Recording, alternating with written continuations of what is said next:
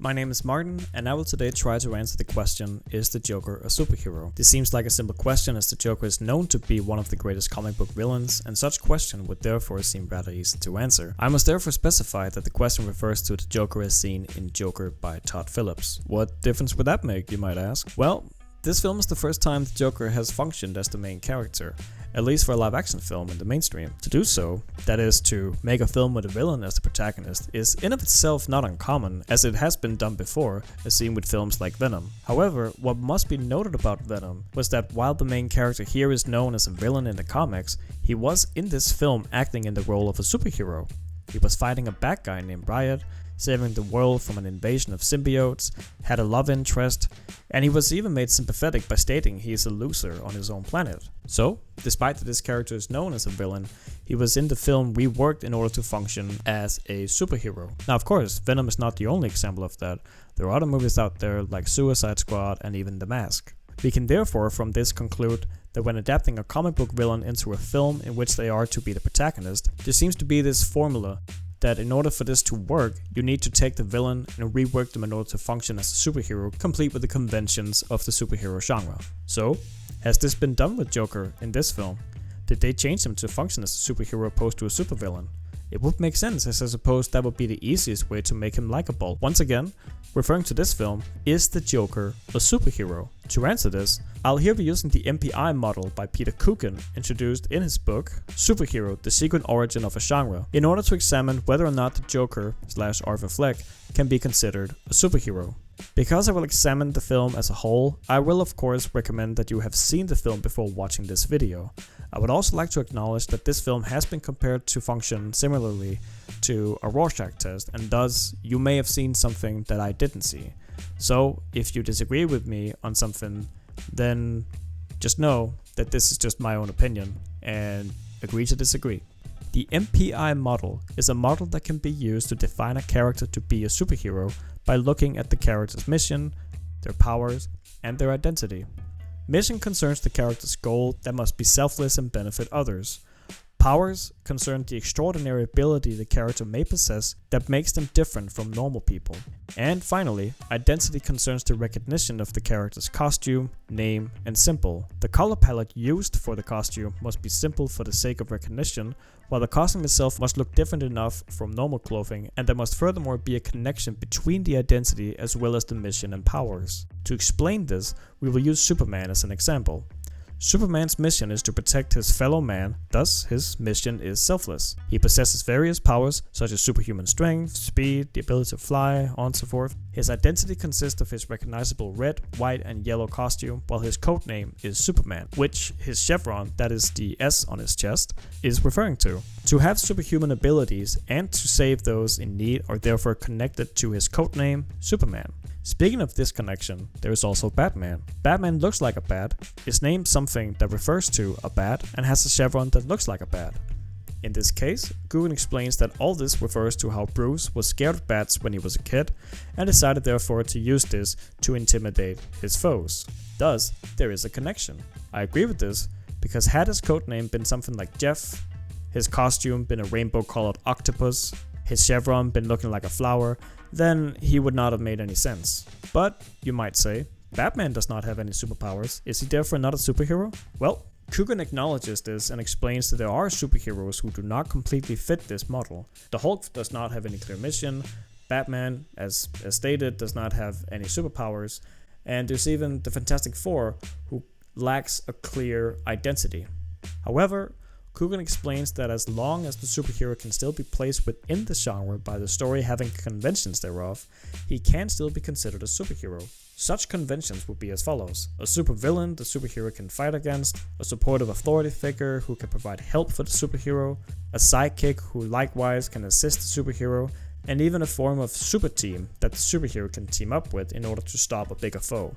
So, going back to Batman, he has someone like the Joker as his supervillain, he has Commissioner Gordon and I suppose Alfred as his authority figures, and then there is Batgirl and Robin who functions to be his sidekicks. And of course, you have the Justice League, who would therefore be his super team. You might even say the Bat family could in of itself be considered a super team. Another convention that is definitely part of the superhero genre but not limited to would of course be a love interest for the main character. In that case, you have Lois Lane from Superman. You might now be thinking of other characters who fit into this model and could thus be considered superheroes because of that, even though they otherwise would not be thought of as superheroes. Coogan mentions, for instance, Buffy the Vampire Slayer, since her mission is to slay vampires, her powers are related to that, and her identity is the Slayer. However, Coogan clarifies that such a character is not a superhero because they do not belong to the superhero genre, because they can be placed within other genres. In the case with Buffy, she can be placed within the horror genre, and therefore, because she can be placed into another genre, she does not belong in the superhero genre. With all of that out of the way, let's look at the Joker, aka Arthur Fleck, by using the MPI model. In order for his mission to be considered that of a superhero, it must be selfless and benefit others.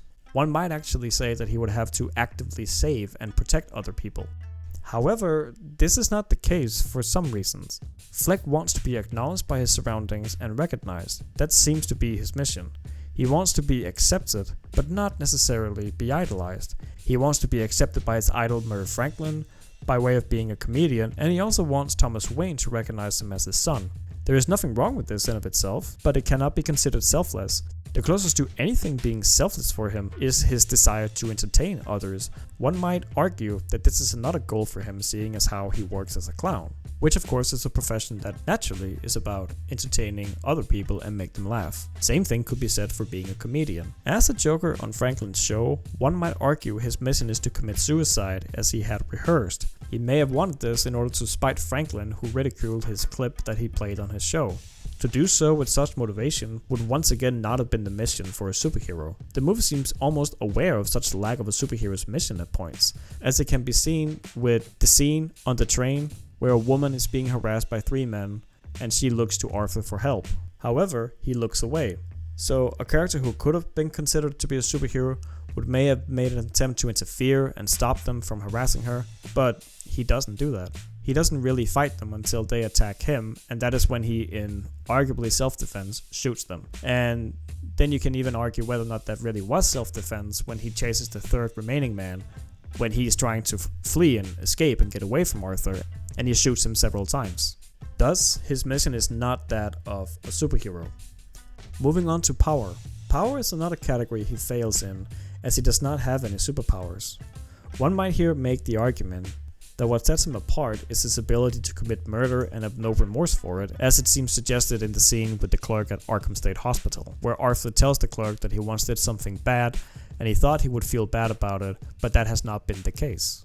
Regardless, this is once again not something that can be considered to be the power of a superhero. Finally, we have his identity, which is the only category I would argue the character fits with, as he does have a costume, a codename, and a chevron with a connection. His codename is Joker because that was how Franklin introduced his clip on his show.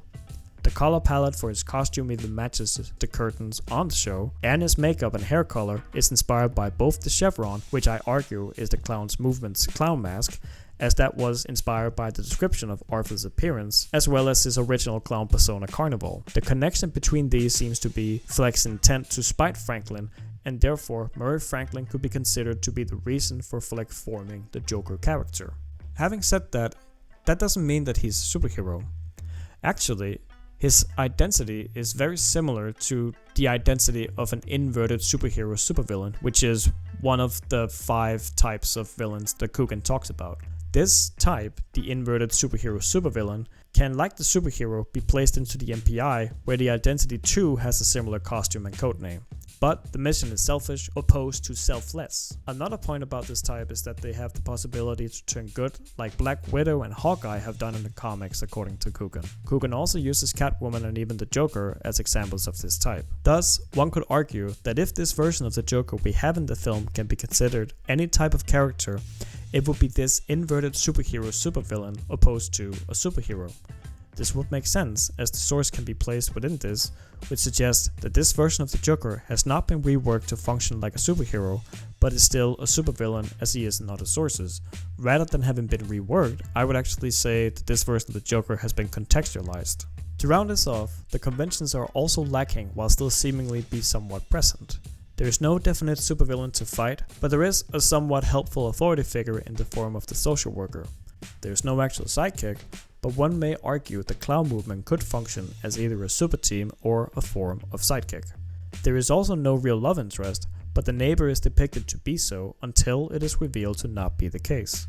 It is as if the film is aware of these conventions for the superhero genre, but purposefully chooses to avoid them. Finally, much has been said about the film being influenced by Taxi Driver and The King of Comedy. In the latter, one have to point out that it is a film about a lonely man who lives with his mother, wants to be a comedian, obsesses over a talk show host, tries to form a bond with someone he admires by appearing at their private home, and he even ends up being on said talk show at the end of the film. Taxi Driver and The King of Comedy can both be considered to belong in either the crime, drama, or thriller genre, and it is this influence that makes it so that Joker 2 will be placed within either of these. Thus, Joker is not a superhero, and the film is also not a superhero film. What makes all of this interesting is that it means that Joker can be considered a film based on comic books that uses a villain as its protagonist, but instead of reworking this character or attempt to place the film under the umbrella of the superhero genre, it maintains the character as he is more or less known from other sources,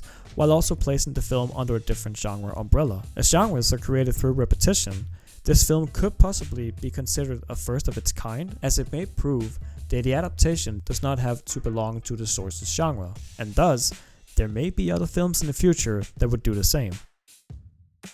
Thank you for watching, leave a comment if you like, and have a nice day.